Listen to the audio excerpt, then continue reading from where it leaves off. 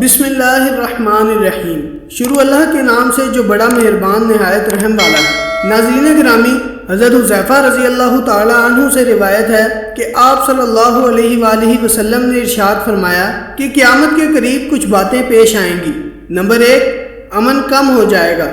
Number 2، قرآن کریم کے نسخوں کو آراستہ کیا جائے گا اور ان پر نقش و نگار بنائے جائیں گے۔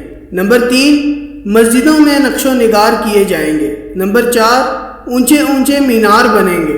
نمبر 5، دل ویران ہوں گے۔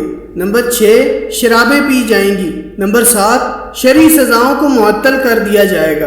نمبر 8، لونڈی اپنے آقا کو جنے گی، یعنی کہ بیٹی ماں پر حکمرانی کرے گی اور اس کے ساتھ ایسا سلوک کرے گی جیسے آقا اپنی کنیز کے ساتھ سلوک کرتا ہے۔ نمبر 9، جو لوگ ننگے پاؤں، ننگے بدن اور غیر مذہب ہوں گے وہ بادشاہ بن جائیں گے۔ کمینے اور نیچ ذات کے لوگ جو نسبی اور اخلاق کے اعتبار سے کمینے اور نیچے درجے کے سمجھے جاتے ہیں وہ سربراہ بن کر حکومت کریں گے۔ نمبر 10، تجارت میں عورت مرد کے ساتھ شرکت کرے گی۔ نمبر 11، مرد عورتوں کی نقل کریں گے۔ نمبر 12، عورتیں مردوں کی نقل کریں گی۔